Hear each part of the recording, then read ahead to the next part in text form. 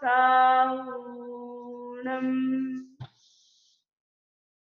ॐ ह्रीं नमो अर्हन्ताणम्।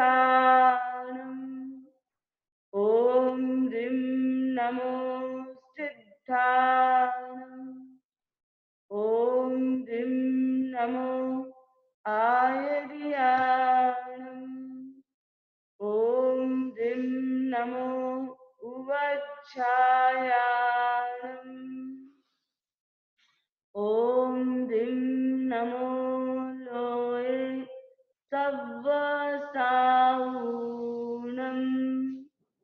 एषो पञ्चनमुक्कारो सर्वपापनाशनो मङ्गलानं च सव्येसिं पद्मं हवै मङ्गलम्। पद्मं हवै मङ्गलम्। वीतरा को प्रणाम, आराध्य को प्रणाम। बंधुओं बहनों,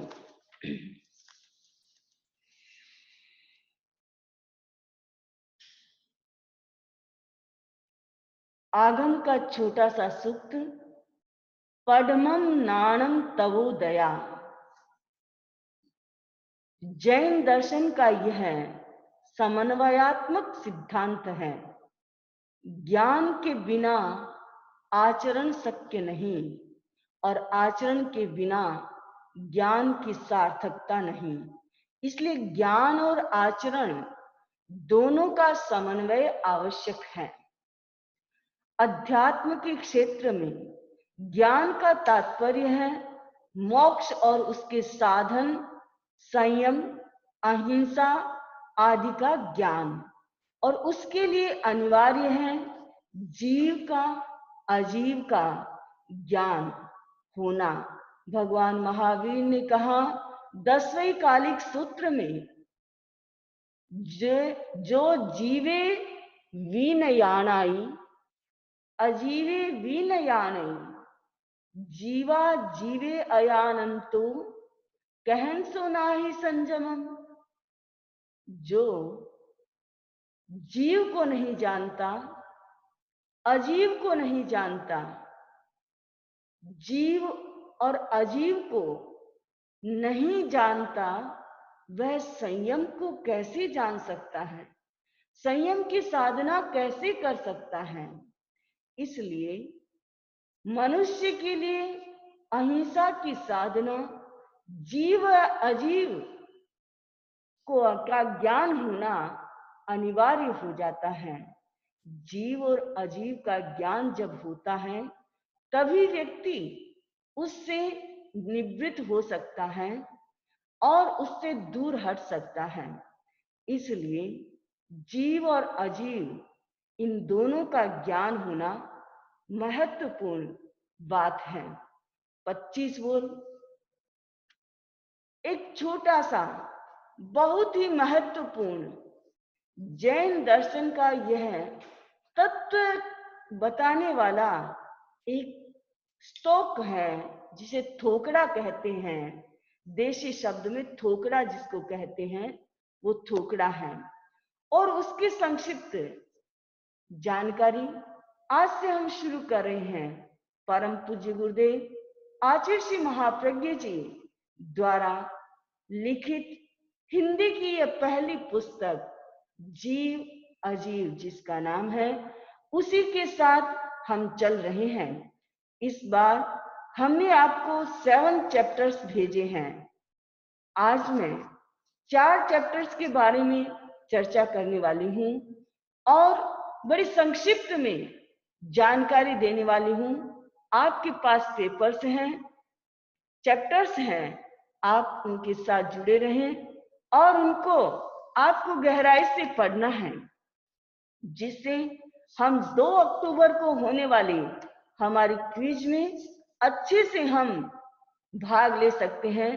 तो सबसे पहले मैं परम पूज्य गुरुदेव आचार्य श्री महाप्रज्ञ जी के चरणों में अभिवंदना करती हूँ। परम पूज्य गुरुदेव आचार्य श्री महाश्रमण जी के चरणों में अभिवंदना करती हूँ। और हम आज एक नई कार्यशाला का प्रारंभ कर रहे हैं, जीव अजीव। हमारा पहला जो है चैप्टर है वो 4 गति के बारे में है। गति के नाम आप जानते हैं, नर गति, तिर्यंच गति, मनुष्य गति और देव गति। जैन दर्शन में 2 प्रकार के जीव माने गए हैं, एक है लिबरेटेड सोल और एक है वर्ल्डली सोल, यानी सिद्ध और संसारी। सिद्ध को किसको कहा जाता है? जिनके 8 कर्म क्षय हो जाते हैं वो जीव सिद्ध कहलाते हैं। जिनके सारे कार्य सिद्ध हो गए उसको सिद्ध कहा जाता है। तो जीव का जो लक्षण जो है वो चेतना है, और चेतना हर समय रहती है, संसारी जीव में भी है और सिद्ध में भी है, क्योंकि वह उसका लक्षण है। भगवान महावीर से पूछा गया, जीव का लक्षण क्या है? भगवान का उपयोग लक्षणों जीव है, उपयोग लक्षण वाला जीव है। तो उपयोग क्या है? ज्ञान दर्शनात्मिका चेतना व्यापार है, उपयोग है। ज्ञान दर्शन में चेतना का जो व्यापार जो है, व्यवहार जो है, उसको उपयोग कहा गया है। तो चैतन्य शुद्धि की दृष्टि से सब जीव समान हैं, लेकिन कर्म के कारण कर्मों से बंधा हुआ जीव संसारी कहलाता है, और कर्मों से मुक्त जीव हो जाता है वो सिद्ध कहलाता है। हम एक बहुत सुंदर इस गाथा के अंदर एग्जाम्पल दिया गया है, दग्धे बीजे यथा त्यक्तम प्रादुर्भवति नांकुरः, कर्म बीजे तथा दग्धे न रोहति भवांकुरः। कि जैसे एक बीज को जला दिया जाता है और अगर उसको फिर जमीन में बोया जाता है तो कभी भी अंकुर पैदा नहीं करेगा। क्यों? क्योंकि वो बीज दग्ध हो चुका है, जल चुका है। इसलिए आप रोज सब्जी बनाते हैं, आप सब्जी बना लेते हैं जिस चीज की जो बीज उसमें पक चुके हैं उनके अंकुर नहीं फूट सकता।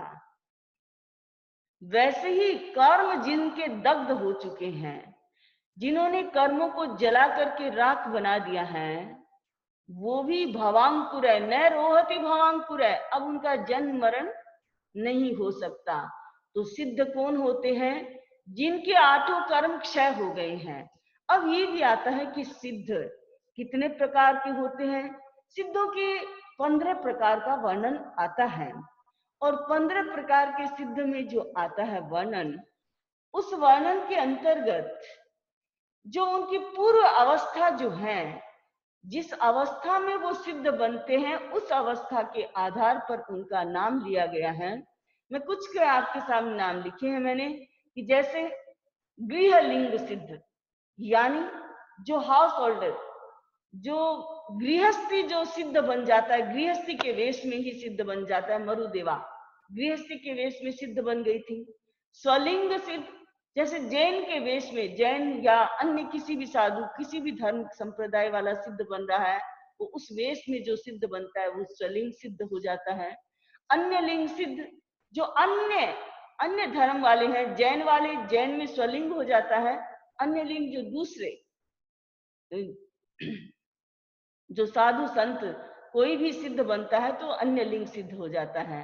स्त्रीलिंग सिद्ध, पुरुष लिंग सिद्ध, नपुंसक लिंग सिद्ध, ये सारे जो हैं वो स्त्री यानी स्त्री के अवस्था में, पुरुष की अवस्था में, नपुंसक की अवस्था में। यहाँ एक बात ध्यान देने की है कि नपुंसक लिंग के अंदर जो जन्म से नपुंसक होते हैं उनमें क्षमता नहीं होती है कि वो सिद्ध बन सके, 8 कर्मों को क्षय कर सके, क्योंकि उनकी बहुत तीव्र आकांक्षाएं होती है, कामनाएं होती हैं, वो नहीं बन सकते। लेकिन कृत नपुंसक, जिनका लिंग का छेदन कर दिया जाता है, वो जीव जो है वो बन सकता है। जैसे भीष्म पितामह थे, उनका लिंग का छेदन कर दिया गया था, वो कृत नपुंसक थे, नपुंसक नहीं थे, कृत नपुंसक थे।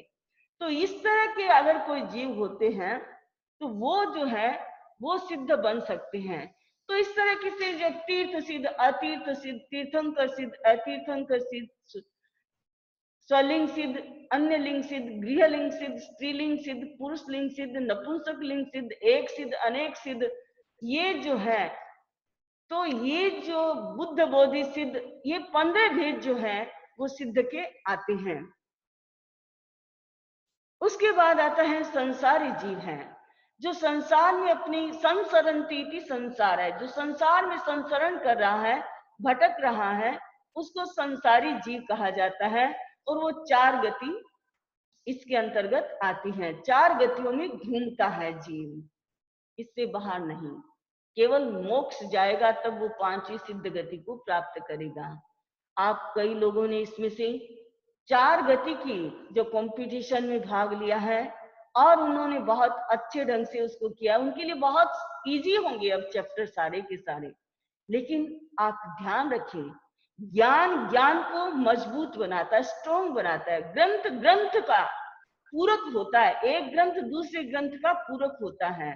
तो हमेशा ज्ञान जो है, अगर हमें मजबूत करना है, अगर हमें सुदृढ़ बनाना है, तो हमें करना चाहिए। तो 4 गति में आती है संसारी जीव के लिए, नरक गति, तिर्यंच गति, मनुष्य गति और देव गति। ये 4 गति जो है, और ये जो जीव है, चारों ही गति के जीव 8 कर्मों के साथ जकड़े हुए हैं, बंधे हुए हैं। 8 कर्मों के साथ इनके बंधन हैं। और कोई भी जीव ऐसा नहीं है जो बिना कर्म का हो, सबके कर्म हैं, 8 के 8 कर्म हैं। भले तीर्थंकर बनने वाला जीव है, लेकिन अभी तक वो साधना काल में चल रहा है, तो उसके भी 8 ही कर्म है, 8 ही कर्म है। इसलिए सबके 8 ही कर्म होते हैं। अब यहाँ पर हमें ये जान लेना है, गति क्या है। गति का अर्थ होता है मूवमेंट। एक स्थान से दूसरे स्थान पर जाने को भी गति कहते हैं, चलने को भी गति कहते हैं। लेकिन यहाँ पर गति का अर्थ क्या है? एक अवस्था से दूसरी अवस्था को प्राप्त करना। जैसे कोई तिर्यंच का जीव मनुष्य में आकर के पैदा होता है, तो अब उसकी क्या गति होगी? मनुष्य गति। हम अभी मनुष्य गति का भोग कर रहे हैं, हम मनुष्य बन गए, इसलिए हमारी मनुष्य गति है। जो जहां जीव जाकर के पैदा हो जाता है, वह उसकी गति हो जाती है। तो कहने का मतलब है, बीच की अवस्था नहीं, एक भव स्थिति से दूसरी भव स्थिति को प्राप्त कर लेना, उस अवस्था को प्राप्त कर लेना, वो क्या है? गति है। तो गति ये 4 हैं, नरक गति, तिर्यंच गति, मनुष्य गति और देव गति। नरक गति, नरक में जाकर के जो लोग के नीचे भाग में है, और ये वहां पर जीव अपने किए हुए कर्मों, पाप कर्मों का फल जो भोगता है। कौन से पाप कर्म? वो पाप कर्म जो तीव्र बंधन वाले, हमने तीव्र रस वाले और लंबी स्थिति वाले जो हमने बांधे हैं, उनको भोगने का स्थान क्या है? नरक है। और नरक के 7 प्रकार हैं। ये नरक की स्थिति है, देखिए, ये इनका जन्म है कुंभी के अंतर्गत होता है। कुंभी का जो मुंह तो होता है छोटा सा और पेट होता है बड़ा, और उस समय उस जीव को निकालना, परमाधार्मिक देवों द्वारा वेदना का देना, भयंकर स्थिति है उस नरक की, जहां जीव अपने किए हुए कर्मों को भोगता है। और इसके साथ ही 7 प्रकार के हैं। पहला है रत्न प्रभा, दूसरा है शर्करा प्रभा, तीसरा है बालुका प्रभा, चौथी नरक है पंख प्रभा, 5वीं है धूम प्रभा, 6ठी है तम प्रभा और 7वीं है तम तमा प्रभा। ये 7 पृथ्वियां हैं और यहाँ पर नरकावास है। यहाँ पर जीव अपने किए हुए कर्मों का दंड भोगता है। ये नरक की 7 जो पृथ्वियां है, इनका अपना अपना है। नरक में जैसे रत्न प्रभा है तो रत्न प्रभा, लेकिन वो रत्नों की प्रभा यहाँ जैसी नहीं है। अपने यहाँ जो होते हैं रत्न, उनकी आभा सफेद होती है, चमकीली होती है, लेकिन वो मंद गर्मी देने वाले रत्न होते हैं। ऐसी जो पृथ्वी होती है वो रत्न प्रभा पृथ्वी कहलाती है।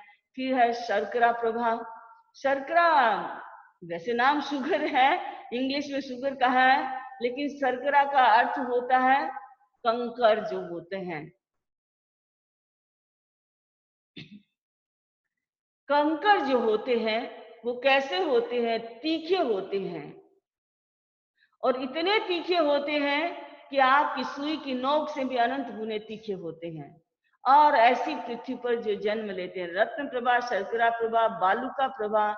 बालुका प्रभा यानी मिट्टी, मिट्टी है, लेकिन मिट्टी कैसी है? बड़ी बड़भुंजे की गर्मी, बड़भुंजा होता है जिससे चने भूनता है, इतनी गर्म मिट्टी वाला जो स्थान है। पंख प्रभा कीचड़ है। कीचड़ कौन सा? आपकी गलियों वाला कीचड़ नहीं, वहां पर तो रक्त, पी, इस प्रकार का जो रक्त है जिसको देखकर आप घृणा करते हैं, वो वाला पंख है। धुआं, धुआं भी कैसा? खारा। धूम प्रभा वो पृथ्वी है जहां पर धुआं है, लेकिन कैसा? खारा। जैसे कभी बच्चे को नजर लग जाती है तो आप लोग नमक और मिर्ची की धुई देती हैं, तो वैसे उससे भी अनंत गुना खारा जो है वो धुआं होता है। और अंधकार, महा अंधकार, निविड़ अंधकार, ये 7 नरक की स्थितियां हैं जहां जीव अपने किए हुए कर्मों का फल भोगता है। दूसरा आता है तिर्यंच गति। तिर्यंच गति ये जो है, ये तिर्यंच जो है ये नरक से सेकंड नंबर, उससे कम, नरक में महादुख है, उससे कम वेदना जो है वो तिर्यंच गति में है। और तिर्यंच गति में 1 इंद्रिय वाले जीव से लेकर 5 इंद्रिय वाले तक सारे जीव तिर्यंच गति में आते हैं। 1 इंद्रिय में पृथ्वी, पानी, अग्नि, वायु, और द्वेंद्रिय में जो आते हैं वो 2 इंद्रिय वाले जीव आ जाते हैं। 3 इंद्रिय में 3 इंद्रिय वाले आ जाते हैं। 4 इंद्रिय में 4 इंद्रिय वाले, और 5 इंद्रिय में 5 इंद्रिय वाले, यानी जिनमें एक सेंस होती है, एक इंद्रिय में केवल एक स्पर्शन इंद्रिय होती है। 2 इंद्रिय वाले में स्पर्शन और रसन 2 इंद्रिय हो जाती है। 3 इंद्रिय में 3 इंद्रिय हो जाती है, स्पर्शन, रसन और घ्राण 3 हो जाती हैं। चतुरिंद्रिय में 4 इंद्रिय हो जाती हैं, स्पर्शन, रसन, घ्राण और चक्षु 4 इंद्रिय आ जाती है। और पंचेंद्रिय में 5 इंद्रिय आ जाती हैं, स्पर्शन, रसन, घ्राण, चक्षु और श्रोत्र, ये 5 इंद्रियां होती हैं। बंधु, ये 5 इंद्रियां होने के बावजूद भी इस गति से मोक्ष नहीं जाया जा सकता। पंचेंद्रिय हैं, लेकिन फिर भी मोक्ष नहीं जा सकते। यहाँ पर वो 8 कर्मों का क्षय नहीं कर सकते। क्यों नहीं कर सकते? क्योंकि उनका इतना विकास नहीं है जितना विकास एक मनुष्य का होता है। आचार्य तुलसी ने गीत में लिखा, पंचेंद्रिय भी कहिवावे, बिन नर भव शिव नहीं पावे। देखिए, पंचेंद्रिय कहलाते हैं ये सारे, ऊंट, घोड़े, शेर, गधे सब पंचेंद्रिय हैं, पक्षी भी पंचेंद्रिय हैं, लेकिन फिर भी मनुष्य जन्म के बिना शिव यानी मोक्ष गति को प्राप्त नहीं हो सकते। तो ये तिर्यंच गति। उसके बाद आता है मनुष्य गति। मनुष्य गति जिसको हम भोग रहे हैं, हम मनुष्य हैं। और इस अवस्था में मनुष्य 2 प्रकार के होते हैं। एक मनुष्य होते संगी और दूसरे होते असंगी। संगी मनुष्य हम हैं, हमारे मन है इसलिए हम संगी हैं। असंगी मनुष्य कौन से होते हैं? जिनके मन नहीं होता है, वो मनुष्य असंगी कहलाते हैं। मनुष्य नाम कर्म का, नाम कर्म गति का भी उनके बंधन है, इसलिए वो मनुष्य है। और वो कहाँ पैदा होते हैं? हमारी जो गंदगी 14 स्थान है वहां पर वो पैदा होता है। जैसे मल, मूत्र, श्लेष्म, नाक का, कान का, ये सारी जो गंदगी जो है, हमारे पसीना, उन सारी 14 जगहों में ये असंगी मनुष्य जो है वो पैदा होते हैं। यहाँ मैं मनुष्य को थोड़ा सा यहाँ डिटेल पर अभी बता देती हूँ, क्योंकि आगे भी आपका मनुष्य का आने वाला है प्रश्न में भी। तो यहाँ जो समूर्च मनुष्य जो है वो मैंने बताया कि हमारी जो 14 स्थान है वहां पर पैदा होते हैं। फिर है गर्भज मनुष्य। गर्भज मनुष्य है वो संगी होते हैं, और गर्भज मनुष्य गर्भ से पैदा होते हैं, इसलिए उनको गर्भज कहा जाता है। और ये संगी होते हैं, इनके मन होता है, हमारे मन होता है ना, हम सब गर्भ से पैदा हुए, तो ये हम संगी हैं। और ये दो तरह के होते हैं, एक कर्म भूमिक और एक अकर्म भूमिक। कर्म भूमिक जीव और अकर्म भूमि, जहां कर्म से जीविका चलाई जाती है। कर्म यानी क्रिया, हम जो काम करते हैं, जैसे आजीविका के लिए कोई बढ़ई का काम कर रहा है, कोई पोर्ट्स बनाने का काम कर रहा है, कोई बिजनेस कर रहा है, कोई कुछ कर रहा है, उसको कहते हैं कर्म भूमि। और अकर्म भूमि जहां पर कोई भी काम नहीं होता। क्यों नहीं होता, ये मैं बताती हूँ आपको। कर्म भूमि, असी मसी कृषि, ये 3 शब्द हमारे टेक्निक है। असी किसको कहते हैं, शस्त्र को। शस्त्र के द्वारा जहां पर क्रिया की जाती है, आप शस्त्र चलाते हैं या नहीं चलाते हैं? आप तलवार तो नहीं चलाते हैं, लेकिन चाकू तो यूज करते हैं, वो भी शस्त्र है या नहीं? और भी दूसरे आप शस्त्र यूज करते हैं। तो असी शस्त्र जिसका उपयोग में लिया जाता है। मसी का मतलब होता है शाही। शाही बिजनेस आदि जो भी काम करते हैं आप, लिखा पढ़ी का काम करते हैं या नहीं करते हैं, एजुकेशन है जो भी है, ये सारी मसी का काम है। और कृषि, एग्रीकल्चर का जितना काम है वो कृषि। तो ये जो है, ये 3 असी मसी कृषि, इन 3 से जहां पर जीविका चलाई जाती है वो कर्म भूमि होती है। और जहां पर इन 3 के अतिरिक्त वहां तीनों चीजें न्यासी है, ना मसी है, ना कृषि है, कुछ भी नहीं है, वहां वो अकर्म भूमि होते हैं। वहां के जो मनुष्य जो होते हैं, आपने 3 नाम सुने होंगे। जैनों के 3 नाम हैं, काम कुंभ, कल्प वृक्ष, कामधेनु, ये 3 चीज। और चिंतामणि रत्न, 4 चीजें होती हैं। काम कुंभ किसके पास होता है तो वो जो मांगो वो दे देता है। काम धेनु किसी के पास है तो जो मांगो वो दे देती है। कल्प वृक्ष भी जो मांगे वही चीज उनको मिलती है। और चिंतामणि रत्न भी जो मांगे वही देता है। ठीक वैसे ही यहाँ जो अकर्म भूमि के जीव होते हैं वहां पर कल्प वृक्ष होते हैं। और ये कल्प वृक्ष जो है, जो भी चीज उनको चाहिए वो चीज उनकी आवश्यकता की पूर्ति कर देते हैं। हम कर्म भूमि के जीव हैं। हमारे भी स्टार्टिंग के 3 आर्य जहां होते हैं वहां पर कल्प वृक्ष ही आवश्यकता की पूर्ति करते हैं। उसके बाद में अवसर पीढ़ी में 3 आर्य स्टार्टिंग के जो हैं उसमें योगलिक अवस्था रहती है, उस समय कल्प वृक्ष ही सारी आवश्यकता पूर्ति करते हैं। लेकिन धीरे धीरे कर्म भूमि का विकास हुआ। आदिनाथ के समय में ये कर्म भूमि का विकास हुआ, और आज हम कर्म भूमि में हम देख रहे हैं कितने विकास के कितने स्रोत अलग अलग बनते जा रहे हैं। तो ये कर्म भूमि और अकर्म भूमि। अकर्म भूमि जो है वहां पर केवल कल्प वृक्ष ही आवश्यकता की पूर्ति करते हैं।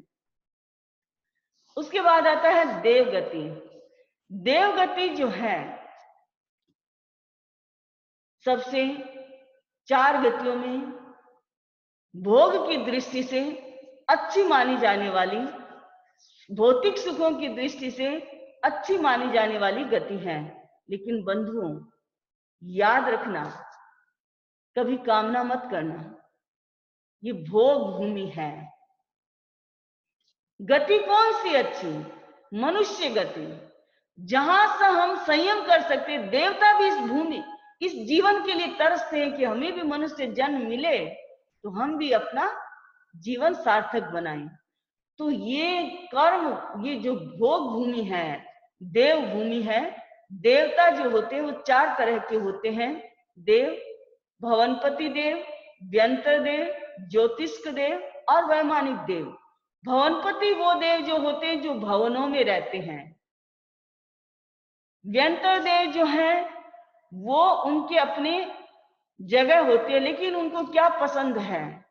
उनको पसंद है गुफाएं, सूने घर, वृक्ष, तालाब, नदियां, इन पर जो रहते हैं अपना स्थान, वृक्ष उन पर अपना स्थान बना करके रहते हैं। ये व्यंतर देव हैं। ज्योतिष्क देव जो हमें दिखाई देते हैं स्थिरिक लोक में, मनुष्य लोक में होते हैं ज्योतिष्क देव के विमान, लेकिन बहुत ऊपर है पृथ्वी से। और वो ज्योतिष सूर्य, चंद्र, ग्रह, नक्षत्र, तारा, ये सारे ज्योतिष्क देव हैं। और वैमानिक देव जो विमानों में रहते हैं वो वैमानिक देव हैं। तो ये दो तरह के हैं।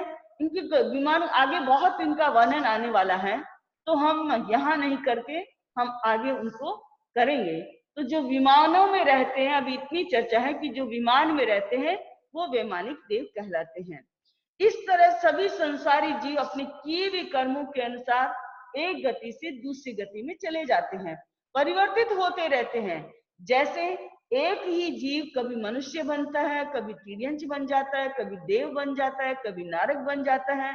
कैसे बनता है? अपने कर्मों के अनुसार बन जाता है। अब प्रश्न ये आता है कि एक जन्म से दूसरे जन्म में जाने के लिए, एक गति से दूसरी गति में जाने के लिए समय क्या होता है, कैसे जाता है, जीव कैसे जाता है? तो यहाँ है कि एक जीव एक जन्म से दूसरे जन्म जाने के लिए जो गति करता है उसका नाम है अंतराल गति। क्या नाम है? अंतराल गति। और वह दो प्रकार की होती है, ऋजु और वक्र। ऋजु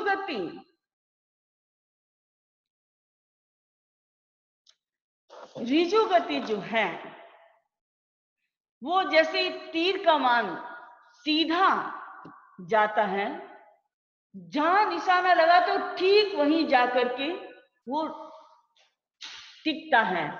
वैसे ही जिस जीव का उत्पत्ति क्षेत्र, यानी जो जीव मान लीजिए यहां से अभी मरा और उसका उत्पत्ति क्षेत्र बिल्कुल स्ट्रेट सीधा ऊपर है, वो जीव ऋजु गति से जाएगा। क्यों जाएगा? कि उसको बीच में कुछ भी घुमाव नहीं है, रुकने की जरूरत नहीं है। तो वैसे ही तीर कमान की तरह वो सीधा यहां से छूटेगा और वहां जाकर के पैदा हो जाएगा। तो ये जो है ऋजु गति वाला जीव जो है वो सीधा जाता है। अब यहाँ पर ये हमको जान लेना चाहिए कि जब हम यहाँ संसार एक अवस्था से दूसरी अवस्था में जाते हैं तो हमारे दो शरीर हमेशा हमारे साथ रहते हैं संसारी जीव के, तेजस और कार्बन। ये दो शरीर, सूक्ष्म शरीर जो है हमारे साथ ही रहते हैं, तभी तो गति होती है। नहीं तो फिर सिद्ध बन जाते हैं। अगर शरीर नहीं होते, अशरीर ही बन गए तो सिद्ध बन जाते। तो ये दो शरीर एनी टाइम हमारे किसी भी हम गति में जाते हैं तो हमारे साथ होते हैं। और ये जो दोनों जो शरीर हैं ये गति का काम करते हैं। तो ऋजु गति वाले जीव के लिए तो कोई जरूरत नहीं, वो यहाँ पूर्व वेग मिला है और इससे वो सीधा वहां पर जाकर के पैदा हो जाता है। लेकिन जो वक्र गति वाला जीव जो होता है उसके घुमाव आते हैं। जब घुमाव आता है कोई भी, तो व्यक्ति को एनर्जी चाहिए। आप जब गाड़ी ड्राइव करते हैं तो आपको पता है कि जहां आपको मोड़ लेना होता है तो मोड़ लेने के लिए आपको क्या करना पड़ता है? एक्स्ट्रा आपको कुछ साधनों का उपयोग करना पड़ता है, एक्स्ट्रा आपको घुमाना पड़ता है स्टीयरिंग को, एक्स्ट्रा आपको ब्रेक भी लगाना पड़ता है, एक्स्ट्रा कुछ करना पड़ता है मोड़ के लिए। ठीक वैसे ही जीव जब अपनी उत्पत्ति क्षेत्र में जाता है, अगर उसका सम श्रेणी में नहीं है, सीधा नहीं है, उसको घुमाव करना पड़ता है, 1, 2 या 3 जो घुमाव करने पड़ते हैं। तो उस समय उस जीव को पुरुषार्थ करना पड़ता है। और उस पुरुषार्थ में कौन सहयोग करता है? तेजस शरीर। गति में जो वेग जो है कर्म के साथ है, लेकिन शक्ति कौन देता है? तेजस शरीर देता है। और तेजस शरीर से वो शक्ति मिलती है। तो कार्बन शरीर और तेजस शरीर ये दोनों जो है वो स्थूल शरीर को छोड़कर सूक्ष्म शरीर से जब गति करते हैं, तो अब इसमें आता है कि ये ध्यान देना पड़ेगा कि हमारी जो गति है वो कितने घुमाव वाली है। ऋजु गति में घुमाव नहीं होता, वो एक समय एक ही यानी आहारक ही होती है। आहारक का मतलब वो यहाँ से अपना पाथे लिया है, वो सीधा वहां जाकर के पैदा हो जाएगा, वहां वापस ले लेगा आहार। दूसरी है वक्र गति है। तो वक्र गति में क्या है, अगर एक घुमाव आता है, मान लीजिए यहां से चला वो जीव, क्योंकि हमेशा गति ऐसे होती है, फिर वो ऐसे जाएगा, तो एक घुमाव आ गया, इधर जाना है, ये ऐसे नहीं जा सकता, ऐसे टेढ़ा नहीं जाएगा कभी भी जीव। अगर यहां से जाएगा तो पहले ऐसे जाएगा, फिर ऐसे जाएगा, यानी उसको एक घुमाव करना पड़ेगा, एक टर्न लेना पड़ेगा। तो ये टर्न लेता है तो उसमें क्या है, एक समय कितना लगेगा, घुमाव कितना, एक ही है, तो 2 समय लगेंगे। तो 2 समय वाला जो है उसमें पहला समय जो है अनारक होगा, वो आहार नहीं लेगा, और दूसरे समय वहां जाकर के उत्पत्ति स्थान में तो उसको आहार लेना होगा, तो वहां जाकर के वो आहार लेगा। अब अगर वक्र गति आपकी 2 घुमाव वाली है, मान लीजिए यहां से चला, यहां गया, और उसको यहां पैदा होना नीचे, तो 2 घुमाव आगे जाएगा, वो सीधा ही, ऐसे टेढ़ा मेढ़ा घूम के नहीं जाएगा, गति ऐसे करके ऐसे होगी, उसकी सीधी होगी गति, टेढ़ी मेढ़ी कोई गति नहीं हो सकती है। मैं आपको समझा देती हूँ।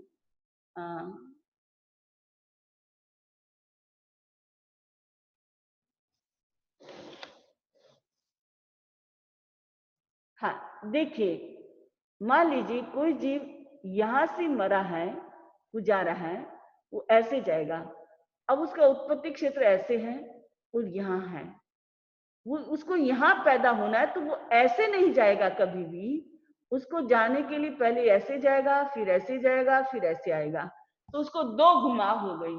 अगर 2 घुमाव हो गए हैं तो उसको समय कितना लगेगा, 3 समय लगेगा। तो उसे पहला और दूसरा समय जो है उसका अनारक रहेगा, यहाँ भी आहार नहीं लेगा, यहाँ भी आहार नहीं लेगा, और वो यहाँ से यहाँ तीसरे समय में जब यहाँ आहार नहीं लेगा, यहाँ नहीं लेगा, और यहाँ जाकर के तीसरा समय ना 1 2, इन 2 में आहार नहीं है, तीसरा समय आएगा उसमें आहार लेगा, यानी घुमाव में नहीं लेगा। मेरा कहने का मतलब 3 समय लग रहे हैं, तो उसमें ये तो मैंने घुमाव बताए आपको।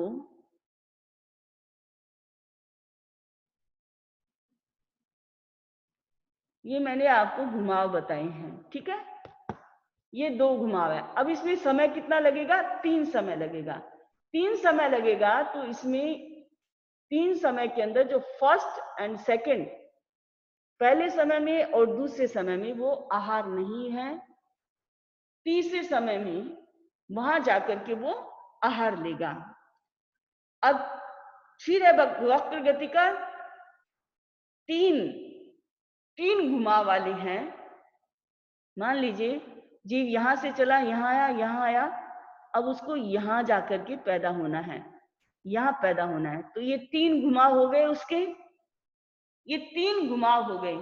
अब 3 घुमाव के अंदर जो है 4 समय लगता है, तो पहला समय भी आहारक होगा, दूसरा समय चौथा समय आहारक होगा, लेकिन बीच के 2 समय है वो अनाहारक होंगे, दूसरा और तीसरा समय जो है वो अनाहारक होगा।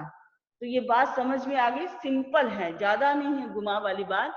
तो इसमें यही ध्यान रखना है कि ये वक्र गति है वो 4 घुमाव वाली होती है, ज्यादा से ज्यादा 3 घुमाव होते हैं और 4 समय की होती हैं, अधिक से अधिक 4 समय की और 3 घुमाव वाली होती है, अधिक से अधिक 3 ही घुमाव होते हैं, इससे ज्यादा घुमाव नहीं होता है।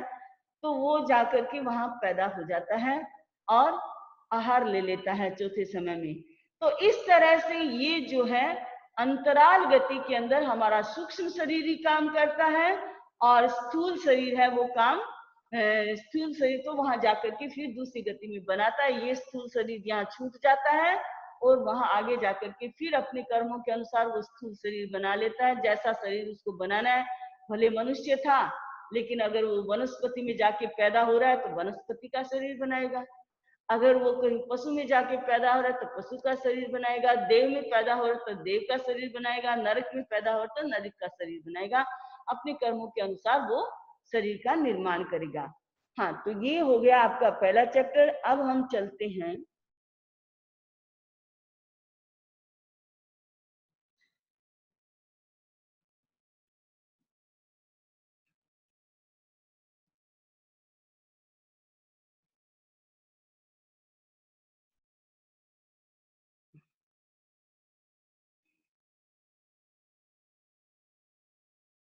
हाँ, तो ये आपकी हो गई वक्र गति, ऋजु गति और अंतराल गति। हाँ,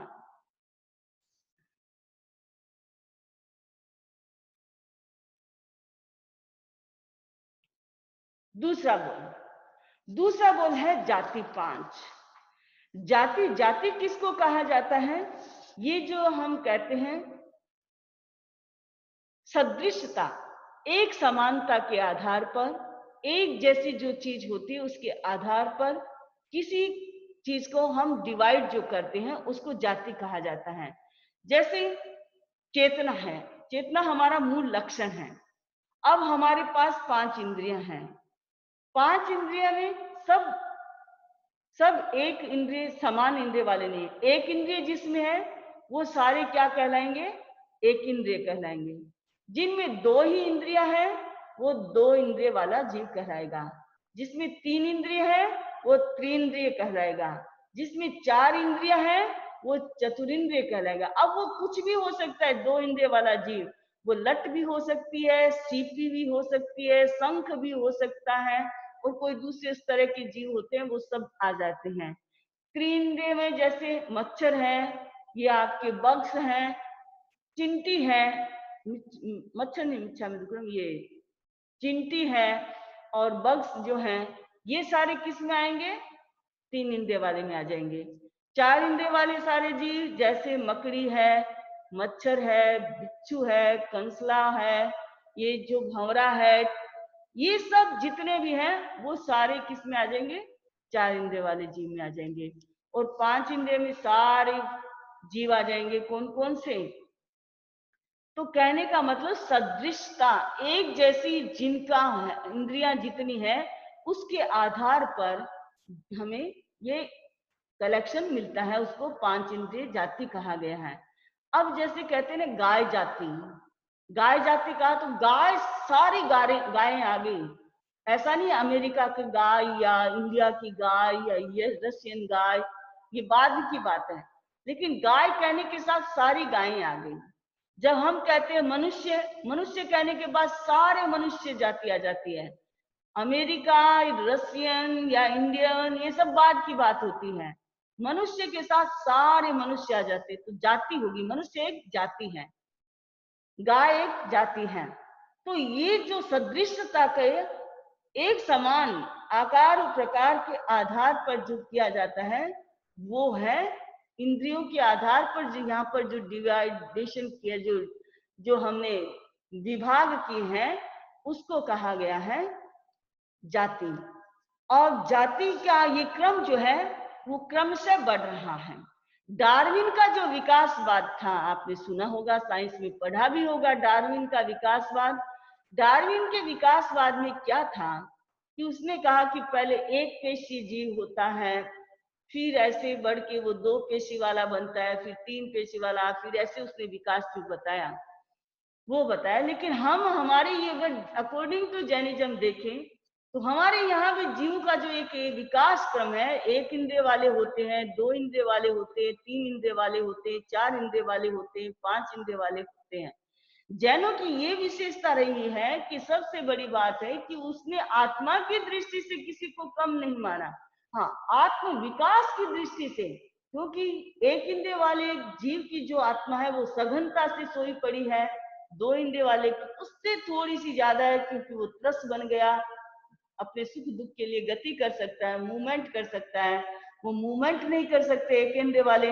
3 इंद्रिय वाले में और थोड़ी ज्यादा चेतना आ जाती है, 4 इंद्रिय वाले में और आंखें आ गई तो वो देख सकता है, फिर कैसे भी दौड़ सकता है देख करके, अपने शत्रु को जान करके। और 5 इंद्रिय वाले के पास तो थोड़ा, अगर तिर्यंच भी है फिर भी थोड़ा तो दिमाग आ ही जाता है। मनुष्य के पास तो सारा ही पूरा ही दिमाग होता है। तो देवता लायक सब पंचेंद्रिय हैं। तो ये सारे जीव जो है क्या है, इसके अंतर्गत आ जाते हैं। तो ये 5 एकेंद्रिय में 5 आ जाते हैं, पृथ्वी, पानी, अग्नि, वायु और वनस्पति। ये 5 जीव जो हैं इसके अंतर्गत आते हैं।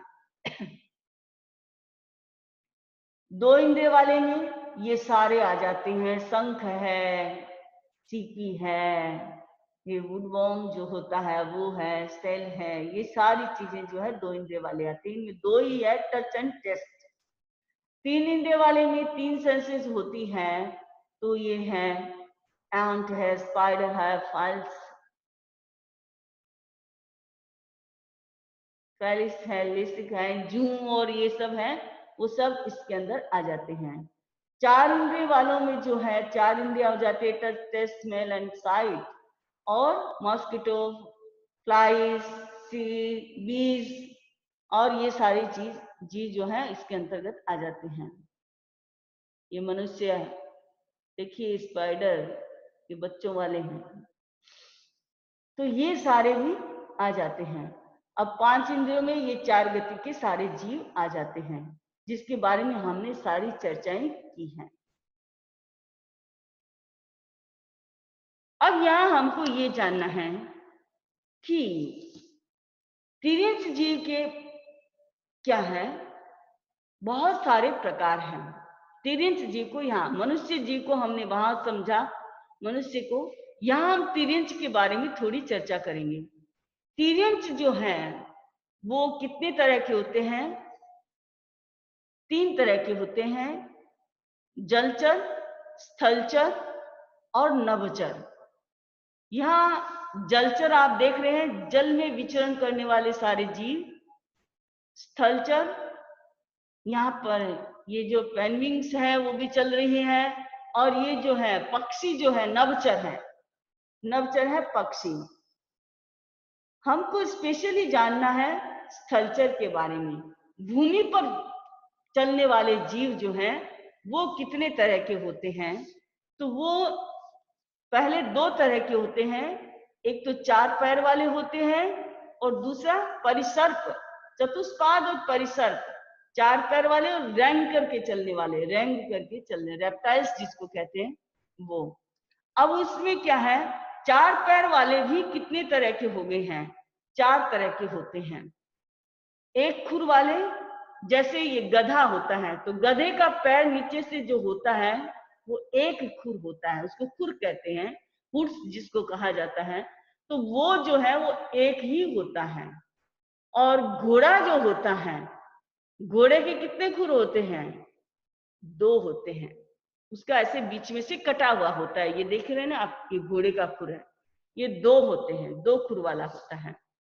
उसके बाद आता है गंडीपद, गोल पैर, गोल गोल जो पैर होते हैं।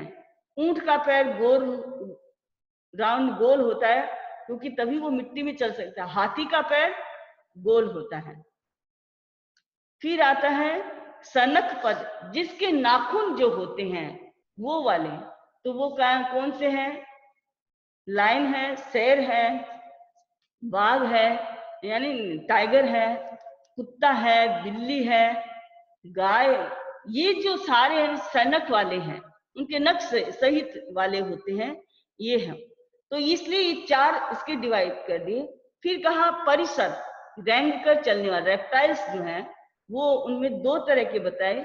एक तो भुजाओं के बल पर चलने वाले, जैसे नेवला और चूहा जो है वो ऐसे भुजाओं से चलते हैं। और दूसरे उर परिसर, पेट के बल चलने वाले हैं, वो कौन कौन से? सर्प हैं, सर्प है वो पेट के बल पर चलता है। ये जो आपकी लिजार्ड से होती है वो भी पेट के बल पर चलती है, और वैसे भुजाओं के बल पर भी चलती है, वो दोनों तरह से वो चलती रहती हैं। तो इस तरह से जो हमारे जो हैं ये जो है। फिर आता है नभचर, आपके नभचर जो हैं वो आकाश में उड़ने वाले जो पक्षी जो होते हैं उनको नभचर कहा जाता है। और उसमें ये भी क्या है, 4 तरह के होते हैं। चरम पक्षी होते हैं जिनके परों का, जैसे चमगादड़ और जो है नाइट ट्रेंगल जिसको कहा जाता है, और रोम पक्षी ये अपने यहाँ नहीं होते हैं, हंस चकवा और ये तो होते हैं, लेकिन ये जो समुद्री पक्षी है वो मनुष्य क्षेत्र से बाहर सदा बाहर होते हैं। वितत पक्षी हैं, ये भी बाहर होते हैं। वितत पक्षी के तो सारे पंख ऐसे खुले हुए होते हैं, और समुद्र पक्षी जो हैं और इनके सदा जो पंख जो होते हैं वो अविकसित होते हैं, खुले हुए नहीं होते, बंद बॉक्स की तरह होते हैं उनके पंख, तो उनको समुद्री पक्षी। और मनुष्य के बारे में हमने बता दिया था पीछे कि समूर्चिम और गर्भज 2 तरह के मनुष्य होते हैं, गर्भज फिर 2 तरह के होते हैं, कर्म भूमिक और अकर्म भूमिक। इस तरह से ये दूसरा चैप्टर आपका हो जाता है। तीसरा चैप्टर है आपका कायाक्षय। काय यानी शरीर, शरीर के आधार पर जिसका जिसे बांटा गया है, और वो 6 तरह की होती है, पृथ्वी काय, अपकाय, तेजस काय, वायु काय, वनस्पति काय और त्रस काय, जिनको आप अच्छी तरह से जानते हैं।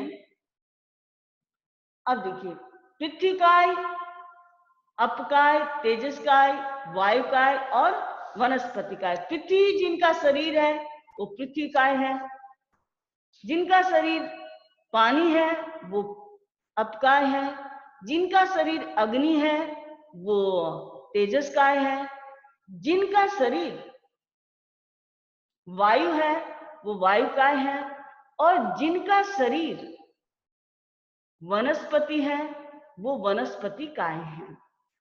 अब ये जो 5 जो स्टार्टिंग की हैं वो स्थावर कहलाते हैं।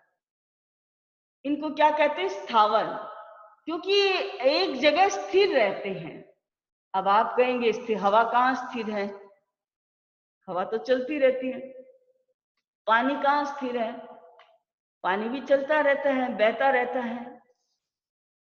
तो यहां पर ये हमें जान लेना है, वैसे तो ये स्थावर ही है, लेकिन तेजस काय और वायु काय को गति त्रस कहा गया है। नैसर्गिक जो गति इनके अंतर्गत होती है, जैसे अग्नि है तो वो नीचे से ऊपर की ओर बढ़ती है, ये गति होगी ना, नीचे से ऊपर की ज्वालाएं ऊपर उठती हैं। पानी है वो हमेशा बहता रहता है, तो इसलिए उनमें सहज मूवमेंट जो है उनके अंदर, तो ये जो मूवमेंट है उनको कहा गया गति त्रस। गति के कारण है उनका, उनकी उस जन्म उस स्थिति के कारण, उनकी वो रचना के कारण उनकी गति है। वैसे उनमें कोई गति नहीं है, अपने सुख दुख के लिए कोई भी वो गति नहीं करते हैं। त्रस वो जीव होते हैं जो गति करने वाले होते हैं। किसके लिए गति करते हैं? अपने सुख और दुख के लिए, सुख पाने के लिए, दुख से दूर होने के लिए, सुख के लिए और दुख के लिए जो गति करते हैं उसको त्रस कहते हैं। जैसे मान लीजिए एक छोटा सा जीव, अनाज में लटें पड़ती हैं, लट जो होती है, अगर वो लट है और उसके पास जाकर के आप उसको टक टक टक टक टक बजाएंगे, तो अगर वो इधर जा रही थी तो वो ऐसे दिशा बदल लेगी, वो दूसरी दिशा में जाना शुरू कर देगी। क्यों? उसको पता चल गया कि मेरा कोई जो दुश्मन जो है वो आ रहा है, और इसलिए वो दिशा बदल लेती है। तो ये जो है, हमें जीव अजीव को जान करके क्या, आप सोचते हैं कि इनसे हमको क्या होने, अरे इनसे ही तो होना है। हम संयम किसका करेंगे? अगर हम 6 जीव निकाय को नहीं जानेंगे तो हम संयम नहीं कर सकते। हम आत्मा, अपनी आत्मा के समान अगर दूसरे की आत्मा को नहीं जानेंगे तो हम संयम नहीं कर सकते, क्योंकि सब में भगवान, मैंने स्टार्टिंग में कहा था, जो जीवे वीन याणाई अजीवे वीन याणी, जीवा जीवे अयानंतो कहन सो संयम। वो कैसे संयम का पालन करेगा? जो जीव को नहीं जानता, अजीव को नहीं जानता, वो संयम का पालन नहीं कर सकता। तो संयममय जीवन जीना है, अगर हमें अपनी अल्टीमेट गोल तक जाना है तो इसकी साधना करना जरूरी है। तो ये जो 5 शरीर हैं, अब यहाँ प्रश्न ये उठता है कि ये जो शरीर है वो क्या है? जैसे पानी की एक बूंद में कितने, मिट्टी की एक डली में कितने जीव हैं? असंख्य जीव है। मिट्टी की एक डली में असंख्य जीव हैं। बंधु आप सोचिए, अगर आप मिट्टी खोदते हैं और उस मिट्टी को हाथ में लेते हैं या खुदी हुई मिट्टी के ऊपर से चलते हैं तो क्या होगा? उन जीवों की विराधना होगी, उन जीवों को पीड़ा होगी आपके चलने से, आपकी क्रिया से।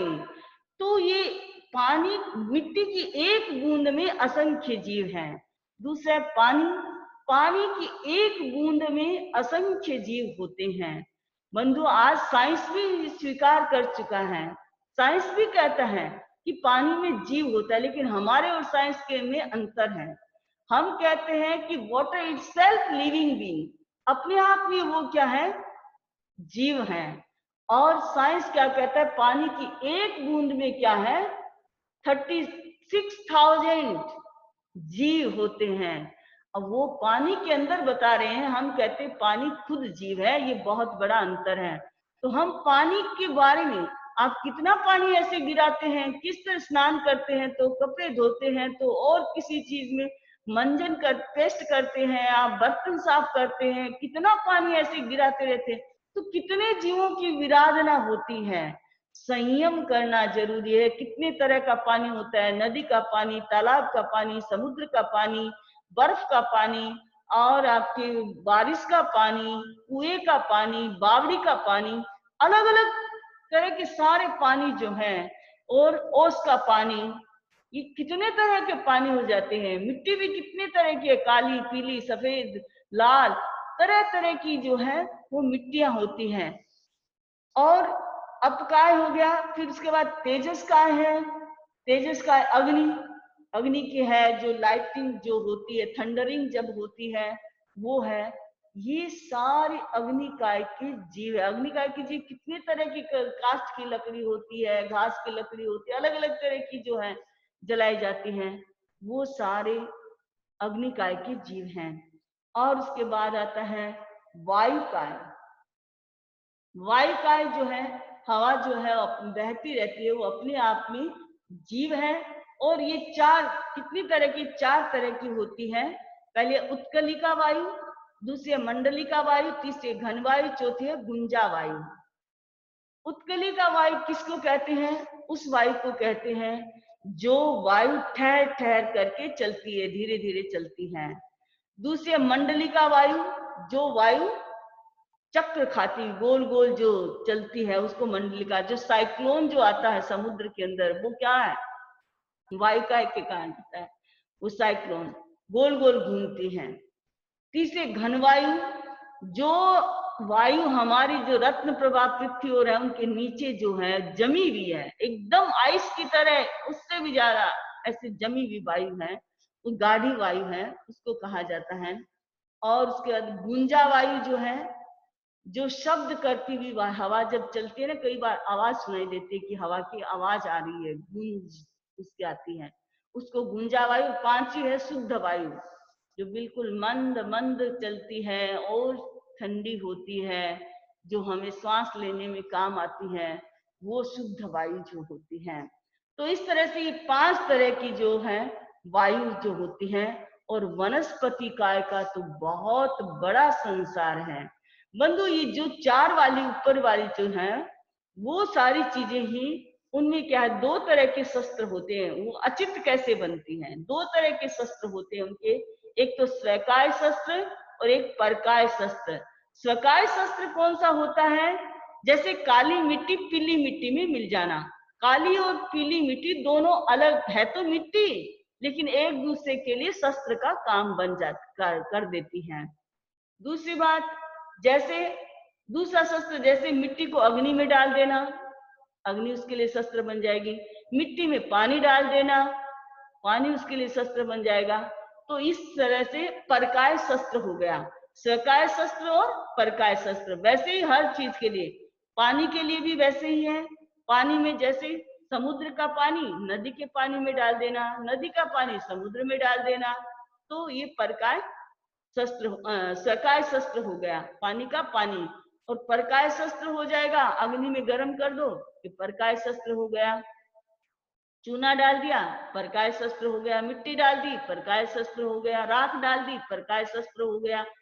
फिर तेजस्काय, तेजस्काय के लिए भी वैसे ही एक अग्नि दूसरे अग्नि के साथ जब मिलती है तो उससे भी हो जाती है। प्लस जब पानी डाला जाता है अग्नि के अंदर तो वो भी परकाय शस्त्र बन जाती हैं। अब उसके बाद आता है प्रकाश। फिर है वायुकाय के लिए, वायुकाय के लिए गर्म वायु और ठंडी वायु, वायु के लिए शस्त्र बन जाती हैं और दूसरी जितनी क्रियाएं करते हैं उससे भी उसकी विराधना हो सकती है, तो परकाय शस्त्र भी बन जाते हैं। इसलिए स्वकाय शस्त्र और परकाय शस्त्र दोनों चलते हैं। वनस्पति काय जो है ये सबसे बड़ा संसार है बंधुओं, इतना बड़ा संसार है उसका, कितना बड़ा संसार है। हम सब वनस्पति से आए हैं। निगोद, निगोद क्या है? वनस्पति है। तो दो तरह की वनस्पति होती है, एक होती है साधारण वनस्पति, दूसरी होती है प्रत्येक वनस्पति। साधारण वनस्पति का कहने का मतलब है एक शरीर में अनंत जीव होते हैं, उसको साधारण वनस्पति कहा जाता है। और प्रत्येक वनस्पति उसको कहा जाता है जिससे एक शरीर में एक ही जीव होता है। उसके आश्रित अनंत जीव हो सकते हैं, असंख्य जीव हो सकते हैं, लेकिन शरीर एक में एक ही जीव होता है, तो वो जो है वनस्पति प्रत्येक वनस्पति कहलाती है। साधारण वनस्पति में कौन से आएंगे? जैसे कंदमूल, जमीकंद जितने भी हैं वो सारे साधारण वनस्पति के अंतर्गत आते हैं। और आपके जो जैसे करेला है, ककड़ी है, ये सब प्रत्येक वनस्पति काय हैं। ये एक शरीर में एक ही जीव होते हैं। और ये है जैसे प्रत्येक वनस्पति में कितने तरह के होते हैं? वृक्ष, आम आदि के, लता, करेला, ककड़ी आदि की, तृण जो घास दूब और है, हरितकाय जो चौलाए आदि पत्ते वाली जो साग सब्जियां होती है ना वो, और जलरूह जल में पैदा होने वाले जैसे कमल आदि जो हैं, ये 5 तरह की हो गई है। और उसके बाद आता है कि वनस्पति जीवों के उत्पन्न होने के स्थान कितने हैं, तो यहाँ बताया गया कि वो 8 स्थान बताए गए हैं। पहला है अग्रबीज,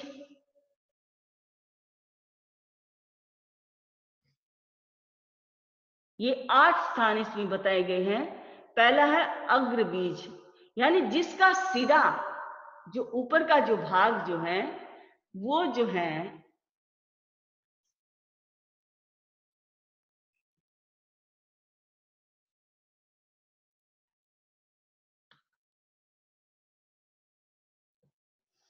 आप देख रहे हैं कि जैसे अग्रबीज में है टॉप, जो ऊपर का जो भाग होता है, वैसे जैसे रोज गुलाब जो होता है, गुलाब के अंदर क्या होता है, उसके पत्ती झड़ जाती है तो ऊपर का जो भाग रहता है उसका, वो उसका बीज बनता है। और के जो कटसरिया जो कोरेंट कोई बीज होता है वो उसका उदाहरण आता है उसके अंदर। फिर मूल बीज, जिसका रूट, रूट ही जो क्या बनता है, बीज बनता है, यानी बोने के काम में आता है। जैसे हमारी जो है सारे जमीकंद जो है वो मूल बीज में आते हैं। पर्व बीज, यानी जिसकी गांठें जो होती है वो बीज बन जाती है, जैसे शुगर कैन, बम्बू है, ये सारे जो है उनकी गांठें ही बीज बनती है। फिर है उसके बाद आता है स्कंद बीज, यानी वनस्पति के स्कंद को बीज कहते हैं। जैसे थुअर आदि जो होते हैं ना, ये थुअर जो कैक्टस जो लगाते हैं तो वो जो है वो इसके अंतर्गत आते हैं स्कंद बीज में। फिर आता है बीज रूह, वह वनस्पति जो बीज उत्पन्न हो, जैसे गेहूं है, दाने डाल करके जो हम पैदा करते हैं वो बीज रूह हो जाती है। फिर है समुर्चिम, जो अपने आप ही पैदा, नेचुरल अपने आप ही पैदा होती रहती है। अपन देखते हैं ना कितनी ऐसे घास और अपने आप ही लग जाती हैं, उनको कौन पैदा करता है? कोई नहीं करता, स्वतः ही उनकी योनि बनती है, अपने आप वो पैदा हो जाते हैं। फिर उसके बाद आता है ट्रिन, ग्रास और लता, लतारी जो बेलें जो होती हैं, ये सारी जो कुकुम्बर की बेल है या जो आप वाटरमेलन की बेलें, जो बड़ी बड़ी बेलें होती है ना, सारी पान की बेल है, ये सब जो है बेलें इसके अंतर्गत आ जाती हैं। तो इस तरह से वनस्पति के जो है वो 8 प्रकार के हैं। एक जाति दूसरी जाति के लिए भी शस्त्र का काम बन जाती है।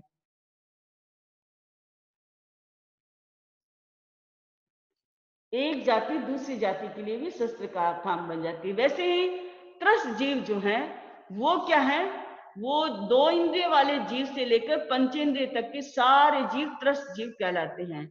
और उनके भी उत्पत्ति होने के 8 स्थान बताए गए हैं। अंडज, जो जीव अंडों से पैदा होते हैं, पक्षियों के, सर्प के, वो अंडज हैं। पोतज, जो जीव त्रस जीव अपने जन्म के समय खुले अंगों से पैदा होते हैं, जैसे हाथी का जीव है, घोड़े का जीव खुले अंगों से पैदा होते हैं।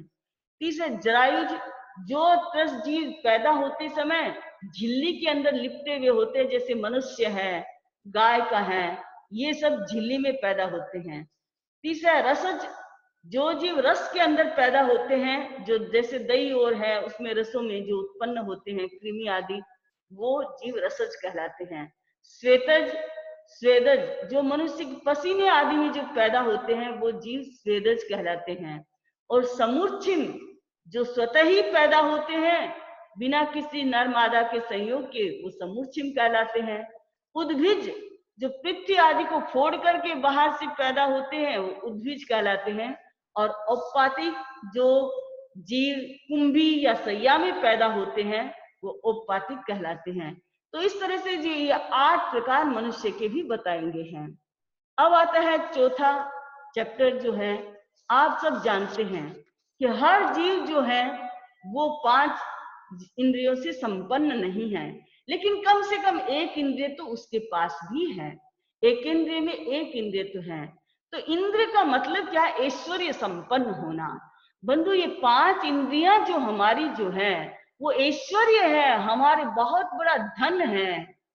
इससे बड़ा क्या होगा? हमें 5 इंद्रियां मिली है, कितना बड़ा हमारा धन है। बंधु, मृगा पुत्र को आपको पता है, मृगा लोढ़ा का वर्णन आता है विपाक सूत्र में, आपने सुना होगा। कैसा था? केवल एक शरीर, एक मुंह और बाकी कुछ नहीं। कितनी वेदना थी उसको, कितनी घोर वेदना थी। आंख का केवल स्थान थे, कुछ नहीं था उनको दिखाई देना, सुनना कुछ भी नहीं था। ऐसा जीव, हम सौभाग्यशाली, हमको 5 इंद्रियां और स्वस्थ इंद्रियां मिली हैं, तो हमें अपनी इंद्रियों का सही उपयोग करना चाहिए। तो हम इतने बड़े ऐश्वर्य के साथ हैं। किसी को अगर एक इंद्रिय की भी हीनता होती है तो बड़ा मुश्किल हो जाता है। तो ये 5 इंद्रियां हमारी जो है, आप जानते हैं, श्रोतेंद्रिय, चक्षुरेंद्रिय, घ्राणेन्द्रिय, रसनेन्द्रिय, स्पर्शनेन्द्रिय। अगर चलेंगे, श्रोतेंद्रिय कान, चक्षुरेंद्रिय आंख, घ्राणेन्द्रिय नाक, रसनेन्द्रिय जिह्वा और स्पर्शनेन्द्रिय यानी टच, जो स्पर्श करते हैं, कहीं से भी हो सकता है। हाथ मान लीजिए, स्पर्श हमने हाथ दिया है तो स्पर्शनेन्द्रिय। ये 5 इंद्रिय जो हमारे पास है। अब इन इंद्रियों का हम ज्ञान कैसे होता है? 5 इंद्रियों को 2 भागों में डिवाइड कर दे, द्रवेंद्रिय और भावेंद्रिय। द्रवेंद्रिय किसको कहते हैं? हमारी आकार रचना को, जो बाहर की आकार रचना है और भीतर की आकार रचना जो हमारी इंद्रियों की है, उसको द्रव्येंद्रिय कहा गया है। भावेंद्रिय किसको कहेंगे? यानी उसकी हमें प्राप्ति कैसे होती है। ये 5 इंद्रिय हमें मिली कैसे हैं? कौन से कर्म का अक्षोपसम है? ज्ञानावरणीय, दर्शनावरणीय, अंतराय कर्म का अक्षोपसम होता है तब हमको ये मिलती है। ऐसे इंद्रियां नहीं मिल जाती हैं, इतनी आसान नहीं है। तो ये क्षोभसम है तब हमको इंद्रियां मिली, तो उसको कहते हैं लब्धि। और जब हम उन इंद्रियों का उपयोग करते हैं, आंख को देखने में, कान का सुनने में, जीभ का टेस्ट लेने और बोलने में, नाक का सूंघने में, स्किन का स्पर्श करने में, तो ये हमारा उपयोग हो जाता है। आप समझ गए? बाहर की आकार रचना हमारी अलग दिखाई दे रही है, अंदर की आकार रचना कान की अलग है। आंख की बाहर की आकार रचना अलग है, अंदर की आंख की रचना अलग है। हर इंद्रिय की अलग अलग है। और हर जीव की जो इंद्रियों की रचना है बाहर की रचना में फर्क है, लेकिन अंदर की रचना में जो है वो फर्क नहीं है। केवल एक स्किन जो स्पर्श इंद्रिय की रचना है वो हर जीव की अलग अलग है। चार इंद्रियों की अंदर की रचना जो है, उपकरण इंद्रिय जो है वो सबकी एक जैसी है, और बाहर की जो निवृत्ति जो है वो अलग अलग है। समझ में आई? उसके बाद हमारी जो, अब हमारे को ज्ञान कैसे होता है, ये एक महत्वपूर्ण बात है। अभ्यंतर निवृत्ति और उपकरण। अब मैं एक उदाहरण से आपको इनको समझा देती हूँ। जैसे ये तलवार है, तलवार है, तलवार को आपने पैसे से खरीद लिया, ये आपकी लब्धि होगी, आपको उपयोग में मिल गई है। और अब इस तलवार से आपने किसी का कुछ काम कर लिया, आपने उसको उपयोग में ले लिया, ये आपका उपयोग हो गया, ठीक है। लेकिन ये तलवार की जो रचना जो आपको दिखाई दे रही है वो क्या है? इसकी निवृत्ति है, यानी द्रव्येंद्रिय का पहला भाग निवृत्ति है। और उसके अंदर जो तेज धार जो है, जो काटने की जो क्षमता है, पूरी तलवार में काटने की क्षमता नहीं है, उसका जो आगे का भाग जो बनाया गया तीखा, उसी में काटने की क्षमता है। तो जो काटने की क्षमता है वो क्या है? उपकरण इंद्रिय है। अब आप समझिए, हमारी जो आंख जो है, आंख से हम देखते हैं, ये हमारी बाहरी रचना है आंख की। इसके अंदर जो हमारा रेटिना जो है वो जो है वो उसको देखता है, पकड़ता है किसी चीज को। ये पकड़ने की जब कभी कभी होता ना कि आदमी की आंख तो एकदम ठीक दिखाई दे रही है, हम कई बार देखते हैं ऐसे लोगों को आंखें एकदम घूम रही है, ठीक दिख रही है, लेकिन उसको बिल्कुल ही दिखाई नहीं देता है। क्यों? क्योंकि उसके अंदर की जो उपकरण इंद्रिय जो है वो खराब हो जाती हैं। जैसे चाकू होता है, चाकू बिल्कुल अच्छा पड़ा है, एकदम अच्छा दिखाई देख लेकिन उसकी जो धार थी वो भोंटी हो गई, खत्म हो गई, तो आप उससे कुछ भी सुधार नहीं सकते, कुछ भी नहीं कर सकते हैं, क्योंकि उपकरण इंद्रिय उसकी खत्म खराब हो गई है। ये है हमारे को ज्ञानावनी दर्शनावनी कर्म के एक शोषण से हमें इंद्रियों की प्राप्ति हो गई है, लेकिन उसकी उपकरण इंद्रिय अगर खराब होगी तो हम उसका उपयोग नहीं कर सकते, उपयोग में हमारे नहीं आ सकती। बाहरी आकार रचना पड़ी है लेकिन भीतर की खराब होगी, इसलिए आप कुछ भी नहीं कर सकते। तो ये लब्धि और उपयोग, ये हमारी आंतरिक क्षमता है। ज्ञानावनीय दर्शनावनीय कर्म के शोषण से हमें ये इसकी प्राप्ति होती है, और उसके बाद हम पांचों इंद्रियों के विषय को जानते हैं और हम उसका उपयोग करते हैं। इसके लिए हमने एक दूसरा एग्जाम्पल और दिया, जैसे ये टेलीस्कोप होता है, उसे आप देखते हैं, टेलीस्कोप की आपको प्राप्ति हो गई, आपकी आंख है तो आप उसको देख रहे हैं, तो आपको क्या दिख रहा है? बाहर की सारी दुनिया दिख रही है, उसके बाहर की आकार रचना, और उसके अंदर भीतर जो है उन चीजों को, दूर चीजों को देखने की क्षमता किसमें है? इस बाहर के आकार में नहीं है, अंदर जो लेंस बिठाया गया है उसके अंदर, उसके अंदर वो क्षमता है कि वो दूर की चीजों को देख सकता है। तो वही चीज जो है वो उपकरण इंद्रिय है, और हमें जो प्राप्ति हुई वो, और हम उसका उपयोग कर रहे हैं।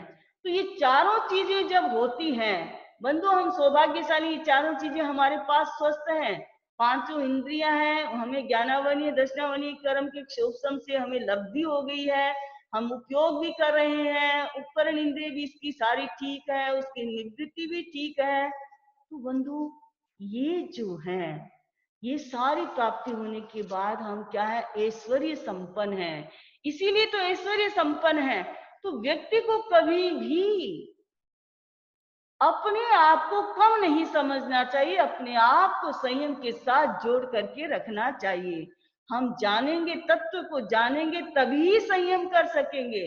और बंधुओं, इनकी पांचों की अलग अलग आकार रचना है। जैसे श्रोतेंद्र की अभ्यंतर आकार रचना है कदम्ब के फूल के जैसी, और चक्षुरेंद्रिय की मसूर की दाल जैसी, घ्राणेंद्रिय की अति मुक्त पुष्प की एक चंद्रिका होती है ऊपर की, और चंद्र में बीच में जो होता है ना गोल गोल, उसके अंदर ऐसे दाने दाने से होते हैं, उस चंद्रिका उसके समान होती है। और रसनेंद्रिय की खुरपे जैसी, खुरपा रखते हैं ना घर में आप चीज काम में लेते वैसी। और स्पर्शन इंद्रिय की है, वो अलग अलग होती है, सबकी आकार रचनाएं अलग अलग होती हैं। इस प्रकार से ये जो हमारी जो है 4 बोल जो हैं वो हमने शॉर्ट में कंप्लीट किए हैं, और आपके 3 बोल और रह गए हैं, वो हम नेक्स्ट फ्राइडे की क्लास में करेंगे, और 2 अक्टूबर उसकी हमारी क्विज होगी। तो सभी भाई बहन, इसके बीच में मैं आपको इन 3 चैप्टर के 4 चैप्टर के सातों ही चैप्टर के मैं एक साथ आपको क्वेश्चन आंसर भी भेजने वाली हूँ। हाँ हाँ, डेली एक एक करके मैं भेजूंगी, लेकिन वो सातों चैप्टर के आपको मिलेंगे। वो क्वेश्चन आंसर आप बैठ करके घर में इन पेपर्स के आधार पर फाइंड आउट करके उसको भर लेंगे। और मैं सोचती हूँ कि नेक्स्ट जब हमारी क्विज जो होगी उसके अंदर आप सब फर्स्ट रैंक पर आएंगे, फर्स्ट नंबर पर आएंगे। तो मैं ये शुभकामना करती हूँ कि तत्व ज्ञान को समझना महत्वपूर्ण बात है। हालांकि एक बार नहीं समझा इसलिए लगता है हमको थोड़ा कठिन भी लग सकता है, लेकिन जब समझ जाएंगे, आप जैसे जैसे आगे बढ़ेंगे आपका ज्ञान बढ़ता चला जाएगा। और जैन धर्म के अंदर तत्व को नहीं समझा तो हमने कुछ भी नहीं समझा। हमारी सम्यक्त्व भी दृढ़ कब होती है, जब हम तत्व को सही समझते हैं। तो मैं सबके प्रति शुभकामना करती हूँ कि आप सभी श्रोता और भी लोगों को जोड़ सकते हैं।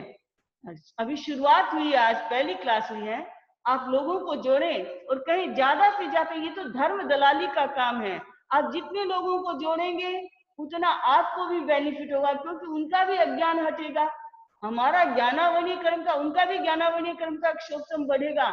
तो जैसे जैसे हमारा अज्ञान हटता है वैसे वैसे हमारा ज्ञानावनीय कर्म का अक्षोभम बढ़ता चला जाता है। तो सभी भाई बहन अधिक से अधिक इसके साथ जुड़े और अपने आप को तत्व ज्ञानी श्रावक और श्राविका कह लेने का गौरव प्राप्त करें। ओम अरहम, ओम अरहम। वंदना भी समझी जी। हम आपके बहुत आभारी हैं शम्मी जी। वंदना भी शम्मी जी। हाँ,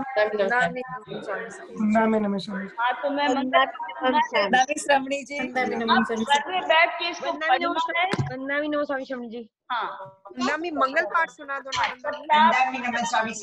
मंगलम सिद्धा मंगलम केवली पन्नतो चत्तारि लोगुत्तमा अर्हंता लोगुत्तमा सिद्धा लोगुत्तमा साहु लोगुत्तमा केवली पन्नतो धम्मो लोगुत्तमो चत्तारि शरणं पवज्जामि अर्हन्ते शरणं पवज्जामि सिद्धे शरणं पवज्जामि साहु शरणं पवज्जामि केवली पन्नतं धम्मं शरणं पवज्जामि विघ्नहरण मंगलकरण